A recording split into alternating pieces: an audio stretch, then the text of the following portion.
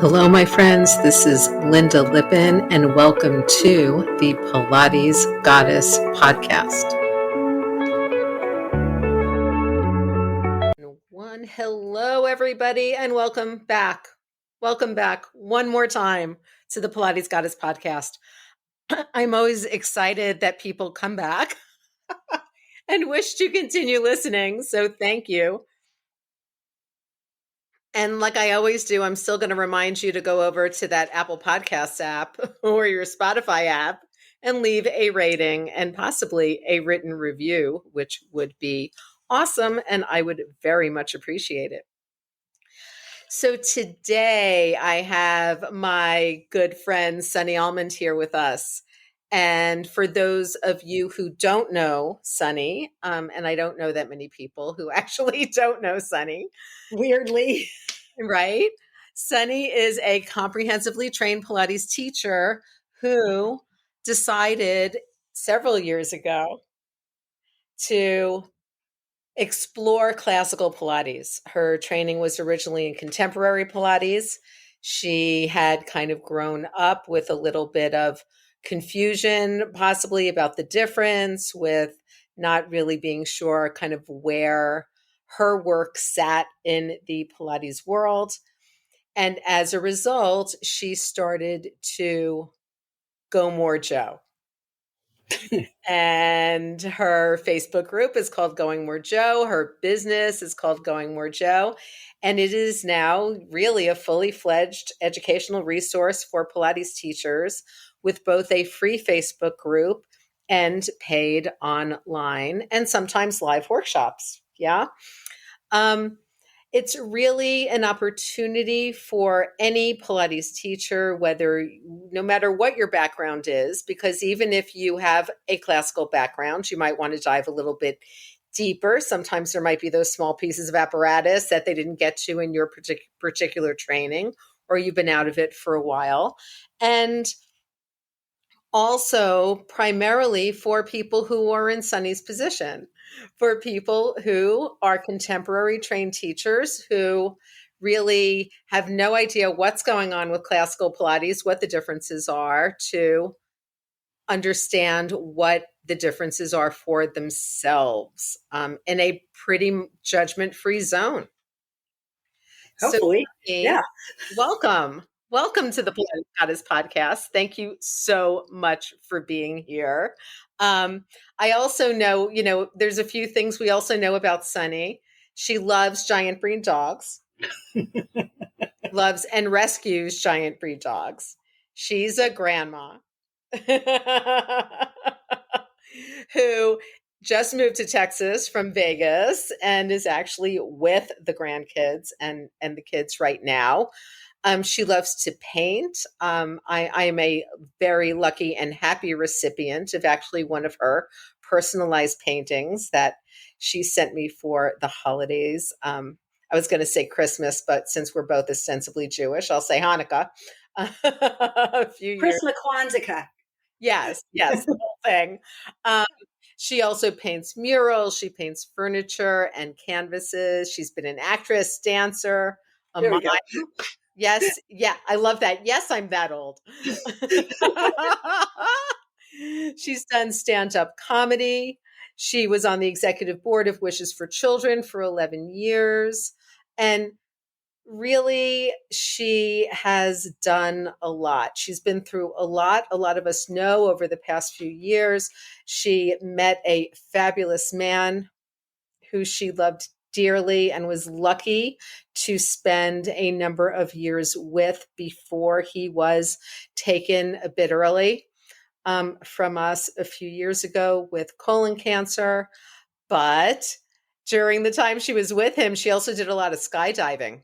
I like the way you call that Save Your Life Sundays. That's what they were.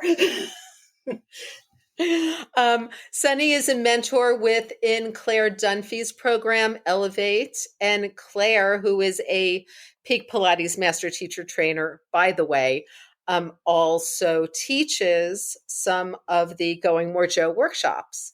And actually, if you go back into the past, I've taught some of the Going More Joe workshops. So you have the opportunity within Going More Joe to really, if you go back through any pre-recorded things, to kind of hear from a number of us.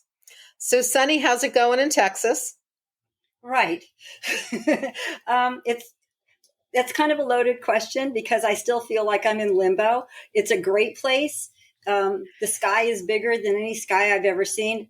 I realize it's because there aren't buildings and mountains in the way, but they say everything is bigger in Texas, and the mosquitoes are part of that.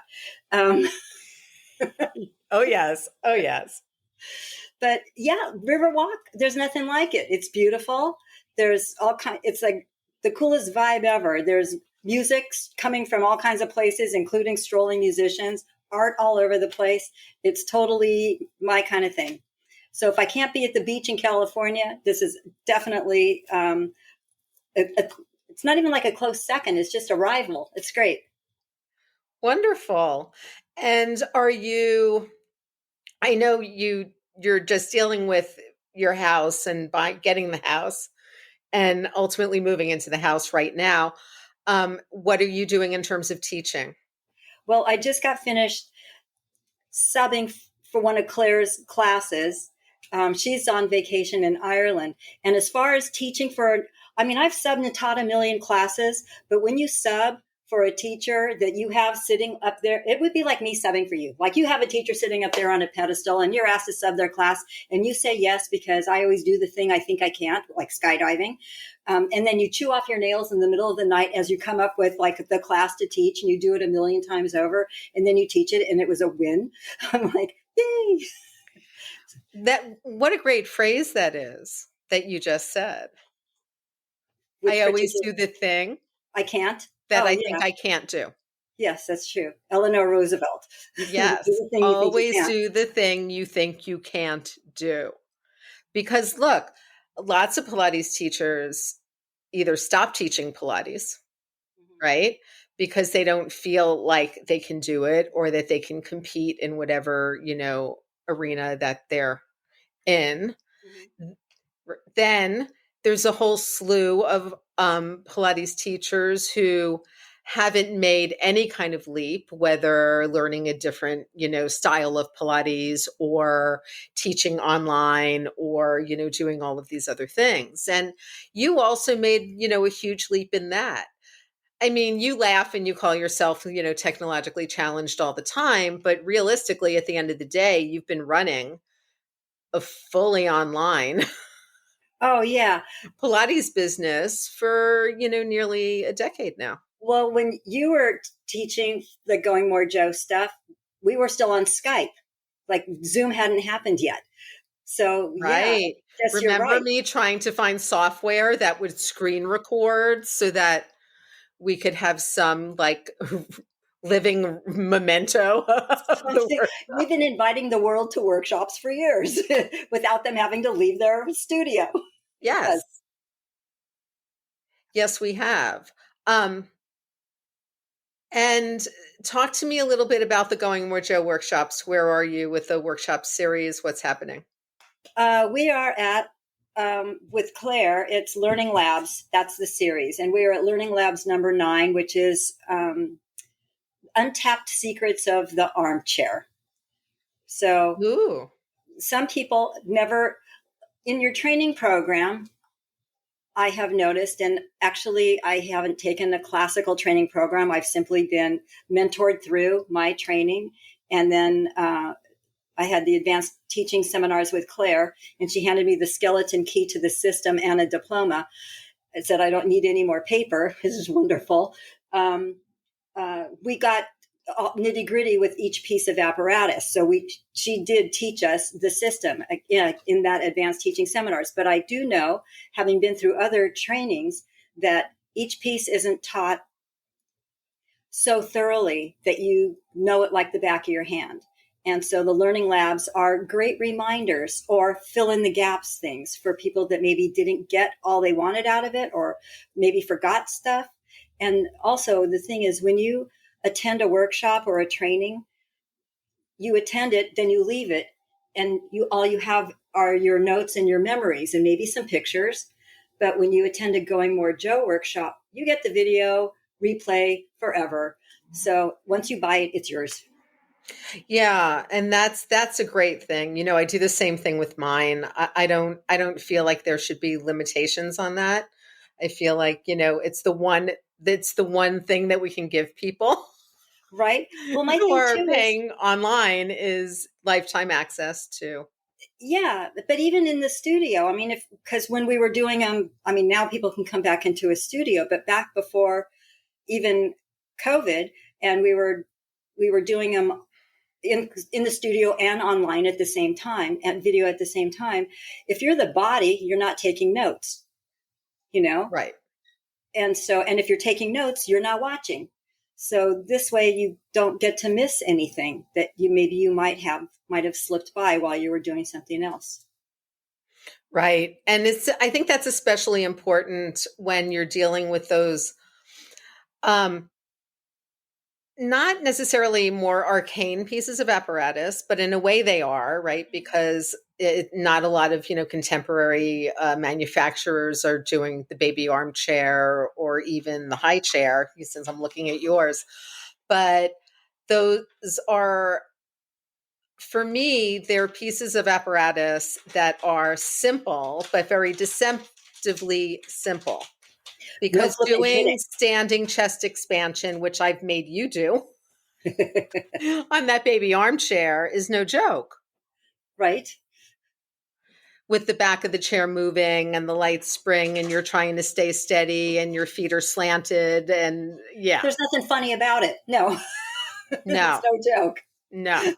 And it's definitely one that if you're doing it kind of on your own, watching a workshop, you want to be able to go back through that a few times and be like, where exactly is the stability coming from, and where should I be leaning so that, your Exactly. clients don't start falling all over the place.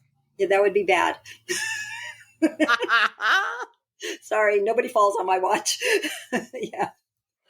Now, have you been teaching in studio at all in Texas, Yes, other than the subbing?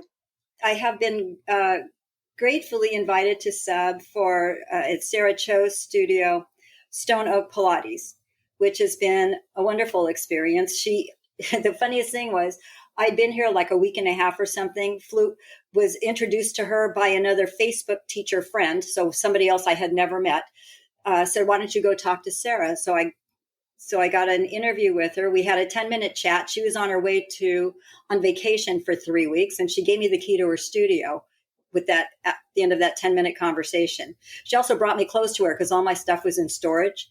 So she says, "Here, you can borrow this stuff." And so I had like appropriate attire for the studio because I didn't know my things are going to be in storage for the next 3 or 4 weeks. Right.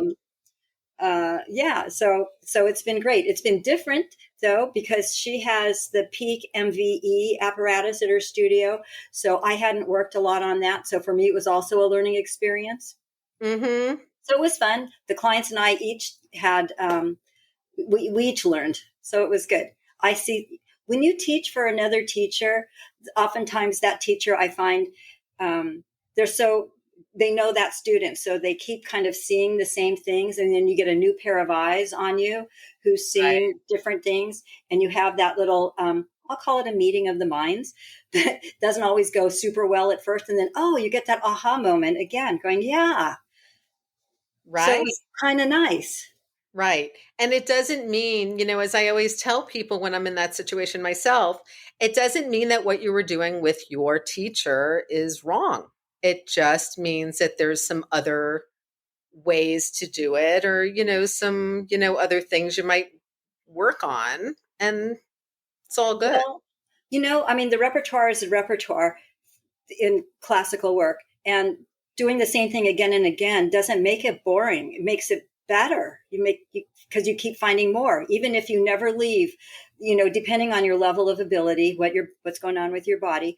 If you never leave the beginning work, or you never leave the intermediate work, but your work gets stellar.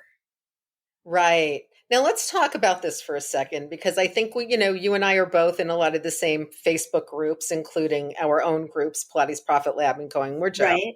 And but we see the same questions kind of happening everywhere, right? And Yes. one of the biggest questions that I consistently see in everybody's group is, how do you guys keep your clients from getting bored? Right? Oh, that was one recent one. Yes. Yes. But, but it pops up every like 8 weeks Right. from It does. some It's group. on a routine. And, what I realized is it's not even so much the clients getting bored, it's the teacher thinking the clients are getting bored, right? Because if we don't do similar things, how do we know if we're actually getting any better at the things that we're doing? Right. Right? Right. Like this That's need, the litmus test, right? right. And I also think that that's one of the reasons why within the classical series, we don't there's not a lot of exercises that get taken away. Mhm. Like you're still doing those beginning and intermediate exercises. We're just adding more stuff in. Yeah, you do less reps of these and more exercises. Yes. Exactly. So that you are doing similar work all the time. I did an entire podcast episode if people want to listen to it. It's back toward the beginning and it's called Muscle Confusion Isn't a Thing. Because so many teachers actually have come out of that kind of Tony Horton, beach body mode of being. And they're like, oh, we have to confuse the muscles. We have to have the muscles do different things. And I'm like, okay, number one, our brain controls the muscles. So really, muscles don't get confused. Brains get confused. Right. And we know all about that. But muscles don't. Muscles just do kind of what they're told to do by the brain. And if they're not doing what they're told to do by the brain, that's a neuro issue that you need to go deal with and get checked out, right? Because that means that things aren't firing correctly in your body. And I think that this kind of need for a change all the time is, I see it in a lot of my clients, especially when they come in new. But I notice that as they keep going through the repetition, with some adding on here and there. And then they start to feel better and they start to do the exercises better. And somehow things are getting easier. And then things get easier outside of the studio that they're much less resistant to kind of. Well, yes, what I will say is remember this day, the day that you can't accomplish what the goal of the exercise is. And then, maybe 7 or 8 lessons down the road. Do you remember that day? Look at you now, and they're like, yeah. I mean, it's remarkable because I think somewhere it said every 10, in 10, you will feel a difference. In 20, you will see a difference. And in 30, you got a whole new body going on. And I think it's a fact. I also say nobody gets worse and intention is everything. So if you can't quite do it, but you're really thinking hard about it, like you're trying to get there, but you just can't, it's today you can't get there. It doesn't mean tomorrow you won't, or a couple lessons down the road you won't, because you had a bad night, you slept this way, or this is stiff, or that is stiff. And then in a couple more lessons, it's no longer so stiff that it's preventing you from getting there. We've got to always find those advancements. So, yay, look at you now. Mm-hmm. And I get super excited. I'm like the best cheerleader ever. I know, I do too. I'm like, yay! My clients are like, hold on, girl, it's okay. Like, I'm not even excited about this. All right, you're sure too happy right now. Yeah, right. But it's a teamwork thing because without the great teacher, the client doesn't maybe know that that's possible. Right. And that's another thing I think for clients thinking about is that if they're not moving forward, if they're not feeling like they're getting that change and getting that strength, that sometimes it is the teacher. And that doesn't mean that it's that you necessarily don't have a good teacher. It may just mean that that's not the teacher for you. And I think as trained professionals in a professional space, that's really okay. I think the client who is paying the money and spending the time should have control over or some control over what kind of experience they're having in the studio. And Well, so, ideally, we work for them. Right. Right? Exactly. So remember that, teachers, we're working for those clients.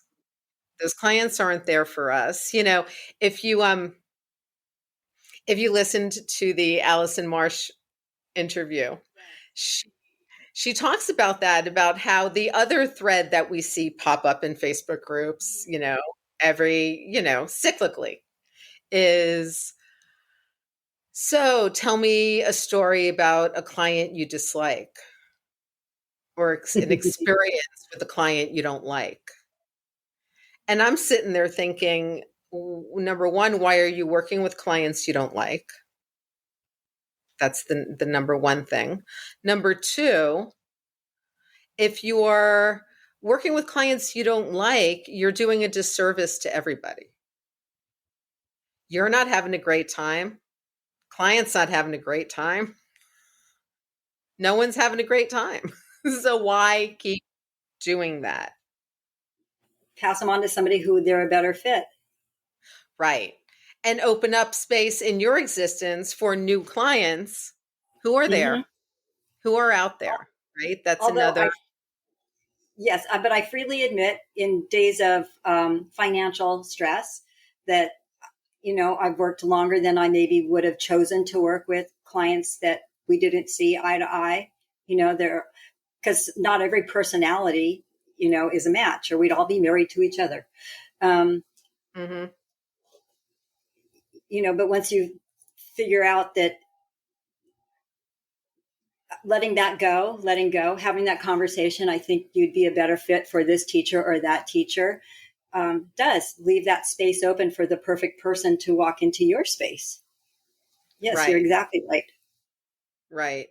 And, we've all had, you and I have both had, negative experiences with other Pilates teachers within, the quote unquote community. But the fact is that those are minimal Yes, compared they are minimal. to all of the support that we can get from the community. Like, I remember right after Scott passed, right? We basically, a bunch of us kind of got together online and we're like, what can we do now to support Sunny? Right? What can we do? Um, when I've had stuff going on, Mm-hmm. same thing. What can we do? Mm-hmm. People are there. And I want, Pilates teachers listening to this to understand that only, and we've talked about this before in other episodes, but this whole classical contemporary division was created, and it was created by the person who started the original lawsuit over the trademark of Pilates, who lost, and lost due to fraudulent statements, lost due to a whole host of factors, but lost. And before that, remember, it was just styles of Pilates. Like, there was West Coast style, there was East Coast Mm-hmm. style. There was, Elizabeth Larkham looking for maybe a little more adjustability and variability in equipment because she was at St. Francis Memorial and she was doing a lot of intense PT and rehab cases. Um, a lot of the changes in quote unquote contemporary Pilates were really made due to need, due to, people feeling like, I'm working with amputees now, I'm working with whatever, and I really need to be able to adjust things a little bit more than I can here. Now, that kind of turned into, once the lawsuit started, then basically that was all there was if you wanted to do teacher training. Well, it's such a shame because there are gifts in all of it for everybody. There's gifts to be taken from all of it. I think I see it as I'd rather somebody go and do whatever their version of Pilates is that's close to them, that they resonate with, than sit on the couch. Anything that gets you up off the couch, living your life, is a benefit. Teachers get to choose what they prefer. You trial. I mean, in all honesty, when I didn't realize in my beginning, there was a classical or a contemporary. I didn't know. I thought if it said Pilates on the door, it's Pilates inside. I noticed that some of the apparatus was a little bit different, but I didn't get all the differences. I mean, now I could write a book on the differences, but I didn't understand it. And yet I was having an amazing time. I got great workouts. I loved my teachers. I loved the teaching that I was doing in those days. And I taught things that now I look back and I laugh. I'm like, oh crap, seriously, I did that. And I'm embarrassed. I mean, I taught something I called it the tarantula. And you put two of those Allegro reformers next to each other, an arm and a leg on the carriage part and an arm and a leg on the stable part. And you spread all the way out and come all the way back in. And then you turn around and do it on the other side, face the other way. I mean, stupid crap. But did we get a workout? Yes. Did I give it to beginners? No. Did everybody get stronger? Right. Yeah. Nobody got hurt and it was fun. Was it not Pilates? Correct. It was not Pilates. Right. But that, again, everyone had fun. Yeah. Everyone got stronger. Nobody got hurt. And those are basically the top three things for me, right? We had fun. We got stronger. Nobody got hurt. And now. And then I learned who people like Jay Grimes were. I didn't know. The names were not given out. I didn't know those names. And then I met people and I didn't know that the people I was meeting in these classical workshops, these classical three-day event things, I didn't know who they were. They were just other people to me. Then they became Pilates celebrities. Then I knew, and I was afraid to talk to them. And Moses Urbano said, Sunny, we all put our pants on one leg at a time. And he came and taught a guillotine workshop at my studio. And I'm thinking I was sweating. I'm like, he's a Pilates celebrity. Like, not everybody in real life doesn't know. And we are all actually just people. We're just people, And so the people that have placed themselves above in our industry, you still put your pants on one leg at a time too. Like we're all just people doing the best we can at what we do, and minimizing other people to make ourselves feel better does nobody any good. No. And that's why, Going More Joe is still strong, actually. Yeah, that is such a surprise to me. I mean, not that it's going strong, the fact that it ever became a thing, because all I did was write my journey. I just started writing about it because I was so blown away by what I was learning. I mean, that first workshop I took, and Jay is teaching a reformer workshop, and I went with the Pilates animals from that studio that I was just talking to you about a second ago. Mm-hmm. And they said, Sunny, look, there's a reformer open, go. So before I noticed that it was metal and it had straps and leather and straps, and handles, I jumped down on it. And like the time we got through the footwork, I was lost, because then you got to get up and you do this and you do that and you do this. And Jay stood the whole time with his fist in my stomach. He didn't say a word. And I'm thinking, I didn't get the memo. Like, did these people get a memo for this class? But that's what started it. Then I wanted to learn everything that there was to learn. So my life became a total immersion. Yeah.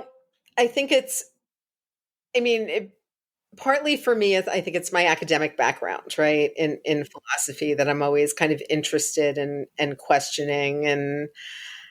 But I remember, even in graduate school, we had to take preliminary exams and we had to pass, competency exams. And it didn't matter what kind of awesome philosophy, thing you were doing, whether it was, post-structuralism or whatever. You still had to take a test, and you still had to show that you knew what Plato said and what Aristotle said and what the pre-Socratic said, and the whole basically that you knew the history of philosophy and of Western philosophy before they were going to give you a degree saying that you could teach anything. And I think the only piece of the division that kind of bothered me was that, and I did this for a number of years because, I was very disturbed by the lawsuit and left the entire classical community for a number of decades. Is that I wish that everybody could just learn the basics of what Joe taught in their training. And then if you want to go off and do other things and learn other things and add to it and have fun with it, fabulous. Because if you look at all the folks who started the schools of contemporary Pilates, most of them were classically trained Right. or were, trained before the lawsuit, before the division. And then kind of went off and said, oh, but, I think we could add some things here. I think we could do some other things here. And then kind of expand it out. And in a way that doesn't bother me. If you know where you're coming from, then it doesn't bother me if you want to get that basis and expand it. Well, my favorite saying about that is, and it's from an ex-husband, my son's father, who was a saxophone player. And he said, you have to know the rules to break the rules. So you have to be able to play classical before you can play jazz or Right. rock and roll. And so that's my thought on that. And so knowing the foundation and having that down. So when you do whatever add, however you add to the system that makes it yours, you still have that good solid foundation. It's not a whole different thing. You're not calling soccer Pilates, right? It's the same thing. You're just adding on to Right. work for you. Right. And you understand what the difference is. Yes. I understand that normally it would be done like this, and I am choosing to do it like this for a particular reason. Exactly, for a particular reason. Which we see happen in quote unquote classical studios all the time. Sure. Because people are people, and we all have different bodies and needs and weaknesses and strengths. Exactly. So it has to fit the body. The body doesn't have to fit the exercise. The exercise has to fit the body. Right. Did everyone hear that? Can we say that one more time? The body does not fit the exercise fits the body. That's right, right? Yes. Yeah. Yes. So if the body isn't working with a particular exercise, there's no need to continue pounding that down until somebody feels basically shitty. Right. Because they feel like they haven't done it and haven't done it right. Instead, give them something that they can do that's relevantly similar.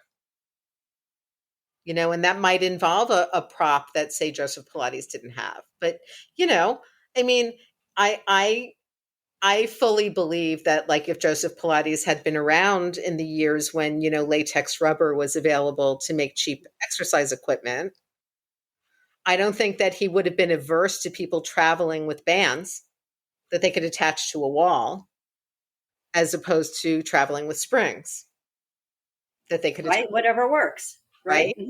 You're still getting resistance, assistance. Does it matter that it's a spring or a strap? They both start with S.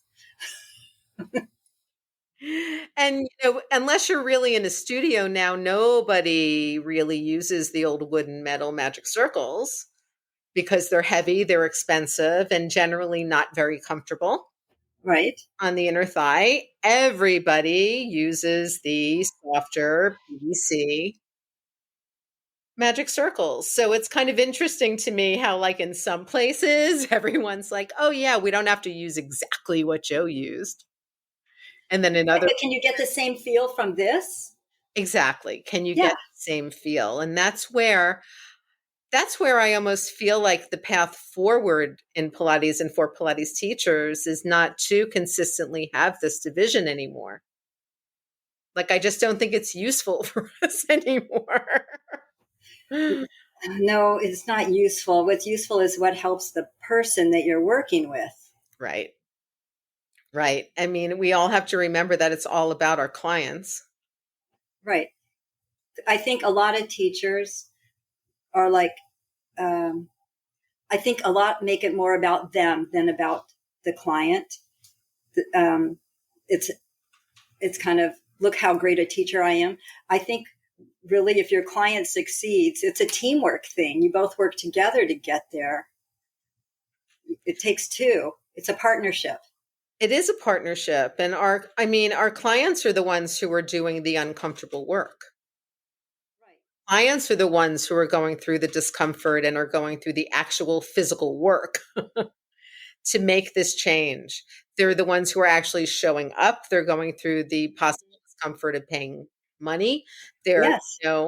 getting to us, whether it's online or, coming to the studio, and they are going through the discomfort and it is a little bit uncomfortable physical change.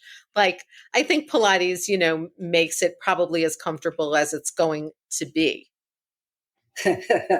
right? There's plenty that isn't that comfortable. Right. As a matter of fact, if it's comfortable, it's probably not Pilates. Right. Right. If you're leaning back on your spine corrector and not ever coming back up. Exactly. You don't know the number of times, like when I was at Parrot Key, where wives would look at their husbands and go, "Yeah, come to the Pilates with me. It's just going to be a stretch class." Right. As a Class before, like liar, not, liar. yeah. And then by the end of class, their husbands were like, I'm not "How talking to you ever again." you told me it was just going to be a stretch class?" And I'm like, "Yeah, no." Yeah, your wife is a liar. She lied to get you to come to class, She but lies. did because now you feel better, right? Yeah. Now, It's funny. so you're going to be doing your house soon, and then are you going to be reopening your home studio? Yes, that's my living room furniture. I have to. And then people will, who are traveling in Texas, similar to when you used to have people over in Vegas, are you going to do that same kind of thing where people Yeah. can come? Yeah. That's what the spare room is for. Ah, For Pilates pit stop, hang yeah. out, get some workouts, have a little personal workshop. Yep. Then In we go your to Riverwalk together, and then you forget all the bad things I just did to you. Yeah. It's like a little Pilates Airbnb. It's perfect. Something like that. Yeah. Yeah. I love Something like that. that. I love that idea. And that's, I think, another thing for any Pilates teachers or personal trainers or whoever who are listening, when you're kind of thinking about what you're doing in your business and your business models and all of that, listen to some of these ideas that, my guests are throwing out of things that they're doing, right? Well, Because those can work. I mean, for my benefit, there is no other person living with me. So as long as the person is dog friendly, it's game on. Right. Right. Yeah. Right. You can't come stay at Sunny's house if you don't like dogs. You don't like dogs? No. That's not going to work. No, probably not. Couldn't stay at my house if you didn't like dogs either. So there that is. Because it's Juniper Peanut's house. We just live in it. Exactly that, right? The fur owns the house. Yeah, they just get them to allow pay the us. mortgage. Yes. They get us to pay for them, and then they just take over. They get a free ride, and somehow we're just wound around their little finger. Yes. Yes, indeed. Indeed. So, Sunny, I know that for any of our listeners who want it, if they reach out to you, they can get a free copy, yes, of your Going More Joe book. Yeah, it's just a nuts and bolts. So it's if you're going from a contemporary style and you want to learn more about classical, it goes over the whole basic beginning system. And there's pictures. Kirk James Smith was amazing, and he gave me the pictures for that manual, and they're brilliant. I couldn't have asked for. That was an incredible gift. So I would like to share that with you. If you want to have it, just email me, and there's a link. You can download it. I'm sorry it's not a fancy thing because I am not technologically all together. So it used to be nice, but the software I made it on doesn't exist anymore, and so I can't fix it. But it still works. You still get the pictures. You still get you still get the writing. You still get all the stuff. It's just not fancy. So I will be putting in the show notes the links to everything. Okay. So in the show notes, you're going to have the links to, if you're not in Sunny's Facebook group, Going More Joe, you really should be. There's a lot of great stuff going on there, within there. If you're not in my group, if you're not in Pilates Profit Lab, you should probably be in there too, because there's like a shit ton of free educational content in there. That group's been there for a while. Sunny's, yours is the same. It's Yeah. like every once in a while I go through and try to batch stuff into guides, and there's just so much. Oh, no, it's impossible. I don't even know how so much stuff got accumulated. But I yes, if you know. go into Going More Joe and you don't go to the guides and the files, go, because that's where all the information is. The rest of the stuff, conversation happens, and yes, a lot of it's brilliant. But the nitty-gritty things are in the files and in the guides. Yes. Right. And then you can also, while you are in Going More Joe, you will see the posts and the events that Sunny has um, started with the nuts and bolts workshops and the workshops with Claire, and you can sign up. And there's so much great free stuff. There's so much inexpensive paid stuff that you really can, at this point, I think, using your materials, learn more about classical Pilates and move in that direction without really having to leave your home.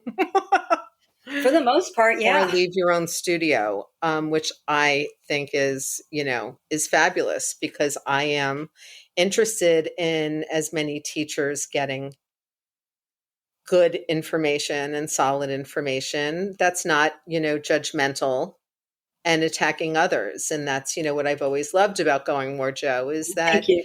you're like, yeah, contemporary is good too. But if you want to like learn this stuff and you don't want to potentially deal with attitude, come on over, because we are all doing the same thing.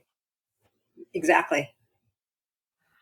All right. Well, thank you so much, Sunny, for joining us. I am so, so thrilled. And I always love to talk to you. It was fun, Lynda. Thank you. Just always It's love. always fun to talk with you. I know. Sunny and I talk online actually a lot. And we haven't in a while, and we should do it more often. And we should. Just to say hi and have a phone call and catch up. You're absolutely right. Yeah, so check out Going More Joe. Check out the work that Sunny's doing. And once again, thank you so much for listening to this podcast, and for returning, and for subscribing, and for sending it off to your friends.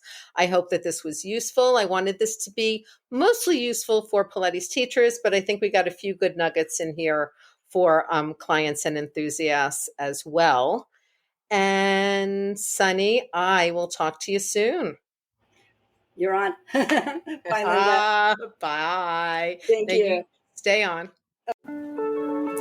Thank you so much for listening to the Pilates Goddess podcast. Music brought to you by Nerd Salad.